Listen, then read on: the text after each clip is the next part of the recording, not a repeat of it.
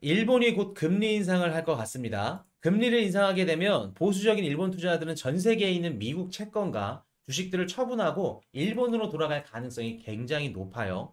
게다가 저렴한 금리로 엔화를 빌려서 투자했던 엔캐리 트레이드 자금들이 청산날 수 있는 가능성까지 존재하기 때문에 우리 코인 시장에도 당연히 부정적인 영향을 끼칠 겁니다. 아마도 일본의 금리 인상은 점진적으로 시행이 될 텐데 좀 더 지켜보셔야 될 것 같아요. 자, 이제 특급 시그널 가겠습니다. 자, 언제부턴가 우리 코인이슈 방송에서 좀 경제 얘기가 좀 많이 빠졌죠. 대한민국 유일무이 경제로 우리 코인을 풀어서 접근하는 우리 채널인데, 자, 시향을 좀 많이 말씀을 드렸고, 코인 얘기를 좀 많이 말씀을 드렸습니다. 근데 이번 주는 조금 우리가, 거시경제를 보셔야 돼요. 그래서 이번 주 코인 시장의 상승과 하락이 나올 수 있는 중요한 좀 변곡점이 될 수 있는 두 가지 이벤트에 대해서 좀 찝어 드리려고 합니다. 자, 두 가지 이벤트가 있는데 일단 봅시다. 연준 FOMC 점도표 중간값 수정 올해 금리 인하 두 번. 자, 지금 방금 말씀드렸듯이 첫 번째는 FOMC 발표입니다. 요게 4월 21일 새벽 3시니까 수요일에서 목요일 넘어가는 새벽에 새벽 3시 이제 코인 이슈 방송 딱 보고 조금 쪽잠 잤다가 목요일날 FOMC 보면 되겠다. 이제 제롬 파월 연준 의장이 금리 인하는 기대할 건 없고 이제 어떤 얘기를 할지 긴축 속도를 어떻게 조절할지 그 부분 나올 겁니다. 긴축 속도에 관련해서 조금 디테일한 내용들 그리고 또 뭐가 있을까? 점도표 방금 말씀드렸던 거 점도표에서 올해 금리 인하를 몇 번 찍을 건지 3번 예상이 되어 있는데 요게 2번 하지 않을까. 그래서 시장이 지금 월간은 두려움에 떨고 있다는 거. 그리고 또 뭔 얘기를 할 거냐면 조금 파월 연준 의장이 매파적으로 얘기는 안 할 겁니다. 매파적으로 얘기는 안 할 거예요. 우리가 지금 미국의 경제 지표나 고용 시장이나 이런 지표들을 봤을 때는 사실 매파적으로 하는 게 맞아. 매파적으로. 근데 왜 매파적으로 못 할까? 파월 연준 의장이. 얼마 전에 바이든도 나와가지고 뭐라 그래요? 금리 인하 얘기하죠. 바이든이 금리 인하 얘기한 거 흔치 않습니다. 일절 연준이 어떻다 저렇다. 어차피 파월 연준 의장이 신봉이기 때문에 얘기 안 해도 알아들어요. 근데 바이든이 금리 인하 얘기를 했다는 거는 조급하다는 겁니다. 그리고 그 부응에 파월 연준 의장도 어떻게 한다? 부응에 기대한 만큼 보답을 해야겠죠. 그렇기 때문에 이번에 파월 연준 의장이 하는 얘기가 매파적인 얘기는 좀 없을 거예요. 많이 없을 거고 그렇다 해서 뭐 비둘기파적인 것도 아니고 항상 하던 대로 데이터 좀 보고 하겠다. 조금 더 신중하게 보겠다. 신중하게. 신중 한 50번 나올 겁니다. 그렇게 보시면 되고. 그래서 가장 중요한 건 점도표. 연준 위원들이 어떻게 생각하냐. 3번인지 2번인지. 그거에 따라서 시장이 조금 움직일 수는 있겠네요. FOMC 그렇게 보시면 될 것 같고. 자, 가장 중요한 게 요거죠. 금리 인상 앞둔 BOJ, 환율 증시 출렁입니다. 자, 지금 많은 분들이 가장 뭐 고민하고 있고, 중요하게 보고 있는 게 BOJ, 일본의 통화정책 회의입니다. 그래서 지금 금리 인상 가능성이 이번에도 충분히 존재를 하고 4월도 있고 5월도 있고 아니면 미국과 금리 인하 시점과 같이 맞물려서 하는 것도 있다고 좀 보여져요. 근데 올해 내로 아마 금리 인상은 할 겁니다. 올해 내로 이제 금리 인상은 하게 될 건데 자, 이게 왜 시장에 중요한지 한번 말씀을 드려볼게요. 자, 지금 일본 같은 경우에는 수십 년 동안 일드 커브 컨트롤이라고 YCC 정책을 펼치고 있죠. 자, 일드 커브 컨트롤 YCC 정책이 뭐냐면 미국 그 일본 정부가 지네들이 국채를 찍고 지네들이 사줘. 쉽게 말해서 양적 완화를 해주는 겁니다. 그러니까 국채를 지네들이 사주면서 시장에 돈을 뿌려줘. 자, 일본은 지금까지 20년, 30년 동안 잃어버린 20년, 30년 디플레이션 국가죠. 소비도 없고 경제 성장도 못하고 그러다 보니까 야, 돈 줄게. 소비해. 그럼 정부에서 국채를 사줘서 돈을 찍어줘야겠죠. 줘야겠죠. 그래서 그 정책이 YCC 정책. 요거를 하고 있는데 자, 볼게요. 그동안 YCC 정책을 통해서 일본 국채를 사주면서 시장에 돈을 뿌려줬는데 그 돈을 갖고 일본 국민들이 어떻게 돈을 불려왔을까? 일본 국민들이 그동안 어떻게 돈을 불려왔을까? 해외 투자. 그렇죠. 미국 국채도 사고 좋아하는 미국 주식 테슬라도 사고 애플도 사고 미국 뭐도 있을까? 뭐 MMF도 있고 ETF 펀드도 있고. 그러니까 전 세계 뭐 한국도 사고 중국도 사고 미국도 사고 전 세계 글로벌 증시에 상장된 주식들, ETF 채권들 이런 것들이 투자를 합니다. 부동산도 투자하고. 그러면서 수익을 내죠. 왜?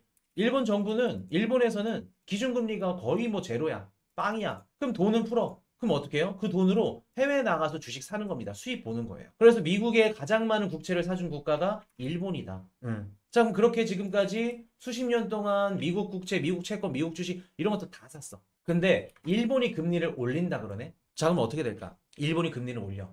그동안 일본의 금리가 낮았기 때문에 미국 가고 한국 가고 인도 가고 다른 데 가서 신흥국들 투자도 하고 들어갔는데 일본이 금리를 올리네? 그럼 해외에 나갔던 투자자들이 다시 일본으로 리턴하겠죠. 리턴을 해야겠죠. 그리고 일본인 투자자들 좀 성향이 보수적입니다. 국내로 유통할 가능성이 굉장히 높겠죠. 자, 그리고 일본이 그동안 금리가 낮아. 엔화가 엔저야. 그러다 보니까 내가 해외 부동산을 투자하고 싶어. 근데 돈이 필요하네. 그럼 미국에 가서 높은 금리를 주고 돈을 빌릴까? 아니면 일본에 가서 낮은 금리를 주고 돈을 빌릴까? 낮은 금리의 돈을 빌려서 미국에 투자를 하는. 요게 뭐냐면 엔캐리 트레이드라고 합니다. 그럼 일본에서 금리가 싸니까 그동안 낮은 금리로 미친 듯이 돈을 빌렸겠죠. 전 세계 글로벌 기관들, 국가들, 얘네들이. 작년 4월 말, 올해 4월 아니지. 작년 4월 말 기준 12조 9천억 엔이라고 합니다. 작년이 아니지. 현재 이제 일본 내 외국은행의 엔화 대출 잔액 기준 4월 말 기준. 근데 이게 2021년도 말 대비 48% 증가했다 그래요. 그러면 22, 23, 24 코로나 이후에 글로벌 국가들이 다 고금리였죠. 그러면 저렴한 금리로 돈을 빌릴 수 있는 국가는 일본밖에 없었다는 겁니다. 그럼 일본 가서 돈을 다 빌렸다는 코로나 때. 자, 그럼 그 엔캐리 트레이드로 돈을 굴리고 지금 돈을 미친 듯이 벌고 있는 투자자들을 어떻게 되는지 한번 볼게요. 일본이 금리를 올린대. 내가 일본한테 뭐 예를 들어서 뭐 1%의 이자로 그 돈을 빌렸는데 일본이 이자를 올려? 2%를 올린대. 그럼 내가 줘야 될 이자도 2% 올라가는 거겠죠. 이해되셨나요? 그러면 엔캐리 트레이드 자금이 청산될 가능성도 있고 얘네들 투자했던 거 다시 회수해서 여기로 가야겠죠. 갚아야겠죠. 그럼 볼게요. 일본이 금리를 올린다는 건 엔캐리 트레이드 자금이 청산될 가능성이 있는 거 하나. 그리고 두 번째, 미국 증시에서 일본인 투자 자금들이 어떻게 됐다? 요만큼 이탈할 수가 있다. 빠져나갈 수가 있다. 이해되셨나요? 미국 채권도 마찬가지고. 자, 미국 채권을 많이 들고 있어. 일본인 투자자들이 일본 금리 인상해서 일본으로 돌아간대. 미국 국채를 던집니다. 그럼 미국 국채 가격 떨어지겠죠. 국채 가격 떨어진다는 건 무슨 뜻이에요? 국채 금리가 반대로 올라간다는 거죠. 국채 금리가 올라가는데 우리 글로벌 증시가 어땠다? 작년 연말에 어땠죠? 7, 8, 9, 10년물 국채 금리 막 5%까지 올라가면서 시장이 흔들렸죠. 다시 그런 장면이 나올 수도 있다는 겁니다. 거기다가 우리 재무부 2분기부터 장기 국채 발행량을 더 늘린다고 하죠. 단기 국채는 조금 줄일게요. 장기 국채 늘릴게요. 요 얘기하죠. 그럼 요 유동성 경색과 또 맞물릴 수 있겠죠. 자, 이번 주 수요일 날 플래티넘 등급분들 그리고 에메랄드 등급분들 같이 방송 들을 겁니다. 요 내용의 심화 버전이에요. 요거 내용 이해 안 된다. 그러면 신규 회원분들 꼭 두 번, 세 번 반복해서 듣고 오세요. 요 내용입니다. 그리고 금요일 날에 에메랄드 등급분들 그 RWA 코인들 싹 다 찝어드릴 거예요. 자, 그럼 다시 갈게요. 그러면 일본이 금리를 올린다는 건 어떻다? 미국 증시나 이런 전 세계 글로벌 증시의 자금이 이탈될 수도 있다. 그리고 엔캐리 트레이드 자금이 청산날 가능성이 있다. 코인이슈님, 그러면 미국 증시 뭐 비트코인 하락인가요? 쭉 빠지는 건가요? 자, 보세요. 근데 우리가 이거를 너무 막 안 좋게 받아들이기보다 이번 연도는 이게 진짜 만약에 대선이 없거나 정치적인 이런 영향들이 없다고 하면은 이거 위험합니다. 좀 준비를 해야겠습니다라고 말씀을 드릴 건데 지금 대선이 있죠. 정치적인 영향들이 굉장히 큽니다. 올해는. 그리고 일본 같은 경우에는 지금 급격하게 금리 인상을 할 수가 없는 구조예요. 자, 첫 번째, 미국과 일본은 공조하는 국가죠. 일본이 급격하게 금리를 올려. 막 빡세게 많이 올려. 그러면 미국의 국채를 어떻게 한다? 던지는 것도 던지는 거지만 그동안 일본이 미국 국채를 사줬죠. YCC 정책을 통해서 양적 완화를 통해서 그 돈으로 사줬는데 일본이 금리를 더 올린다는 건 미국의 국채를 더 이상 사줄 여력이 없다. 혹은 줄어든다는 뜻이겠죠. 그러면 일본이 급격하게 금리를 올릴 수 있을까? 미국이 닥치는데 급격하게 못 올린다는 겁니다. 공조하는 국가이기 때문에 미국과 일본은 서로 일본 같은 경우는 보수 점진적으로 천천히 뭐 예를 들어서 이번에 18일, 19일 날 발표를 한다 그러면 YCC 정책을 폐지한다. 뭐 그 정도 순 아니면은 뭐 상향 조정한다. 그 정도 수준에서 할 겁니다. 천천히 시장에 영향 안 가는 쪽에서. 그리고 두 번째, 급격하게 할 수 없는 이유. 두 번째는 뭐냐면 지금 일본이 갖고 있는 국채 100% 중에 50%가 지네들이 찍어서 지네들이 매입해준 국채예요. 그러니까 시장에 풀린 두 개 중에 한 개는 지네들이 갖고 있다는 겁니다.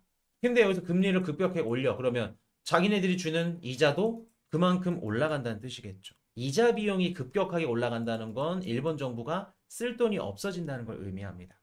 그렇기 때문에 급격하게 금리 인상은 하기는 힘들어 보인다. 급격한 금리 인상은 하기 힘들어 보인다.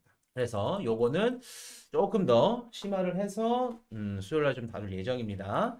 그렇게 말씀을 드리고, 자, 한국 주식 투자하시는 분들한테 좀 좋은 소식 하나 드릴게요. 한국 주식 지금 상반기에 막 일본 주식 날라가고 미국 주식 날라가는데 외면 받아가지고 막 속상하죠. 나는 삼성전자 갖고 있다 1번.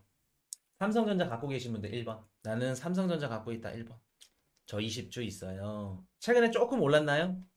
자, 일본의 금리 인상 이후로 우리 한국 주식에 좀 수급이 들어올 수 있는 요 얘기를 좀 한번 해드릴게요. 자, 볼게요.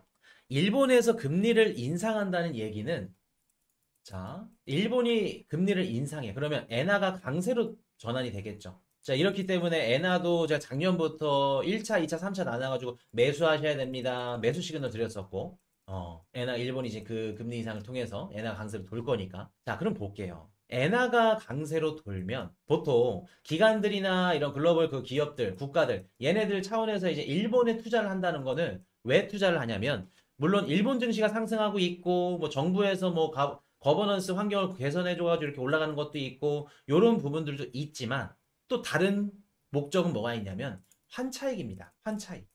야, 엔화 가치가 저렴한데? 너무 싼데? 환차익입니다. 근데 그 일본의 엔화가 강세로 돌기 시작해. 그럼 더 이상 엔화의 매력이 어떻게 돼요? 이전보다는 떨어지겠죠. 떨어집니다. 그럼 볼게요. 기관들은 포트폴리오 구성할 때 일본에 투자를 하지 않으면 아시아권 이런 뭐 신흥국가라던가 아시아 국가 거기에 이제 밸류가 딱 조정이 되어 있어. 넣어야 돼. 그럼 20%는 일본에서 투자를 했었는데, 엔화가 강세로 나와서 일본이 이제 더 이상 환차익 못 먹겠어요. 매력이 없어요. 그러면 갈 수 있는 곳은 뭐 중국, 한국 이런 국가들이 있을 수 있겠죠. 근데 딱 봤더니 중국은 조금 그래. 국가보안법도 그렇고 얘네들은 그냥 정치적으로 조금 문제가 많아. 근데 한국을 봤더니 아직도 저평가네. 원화 가치가 밑바닥이네. 오우 굿. 한국에 들어올 수 있는 수급이 가능성이 높습니다. 한국에. 자, 그럼 기관들이 뭐 담을까? 기관들이 한국 증시로 오면은 한국 주식 살려고 하면은 뭐 담을까? 삼성이죠. 삼성.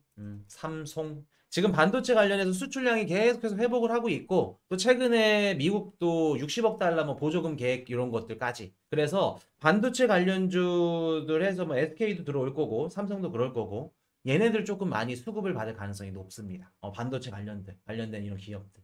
그래서 삼성이나 SK나, 그래서 얘네들이 코인 이슈 저놈이 말했던 대로 좀 많이 오르네. 그러면 일본에서 금리 인상하려고 하는 이런 엔화 강세로 가면은 여기서 누가 어떤 걸로 가지? 조금 저평가되어 있는 환율에서도 좀 먹고 싶고 이런 데 있는데 한국으로 수급이 들어올 확률이 굉장히 높다.